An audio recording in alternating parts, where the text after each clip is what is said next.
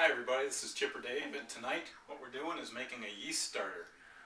I've got a half a cup of dry malt extract mixed in with a quart of water, and also 2 pellet hops here, and I'm going to boil it for about 15 minutes, and then I'm going to cool it off rapidly and then throw it in a container and let it ferment for a couple days and let that yeast really start up.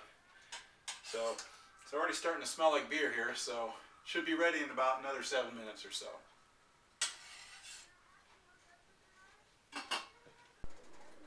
Well, before we start the yeast starter, we had to sanitize some things. So I rinsed out and cleaned thoroughly all the equipment I was going to use tonight. And then what I did is I got about 3 gallons of water in the sink here, and I put some Star San in there, which is a sanitizer, and I sanitized all the equipment I'm going to use tonight. So I've got a funnel, I've got a nice big beaker, and I've got an airlock. And tonight we're going to put the wort in there and put a stopper on it and let this yeast starter ferment.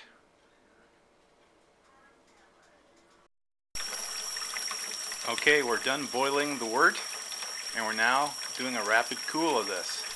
I don't have a very small chiller for this thing, so what I'm doing is I'm putting in ice cold water and cooling it down. Already we're down to about 175 degrees from boil.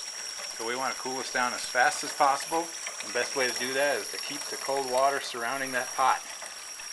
So I figure we'll be cooled off in no time at all.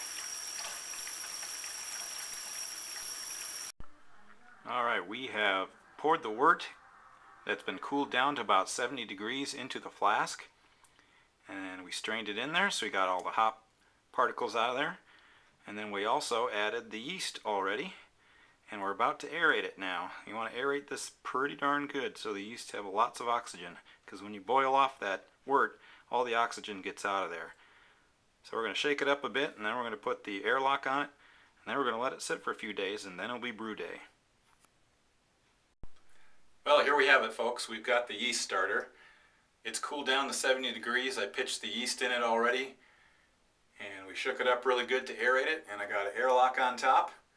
And I'm going to let it go for about 3 days in a dark room. And we're better to do it in a basement bathroom. I'm going to put it in the shower, so just in case it bubbles over and makes a mess, it won't make too much of a mess. I can just shower it off.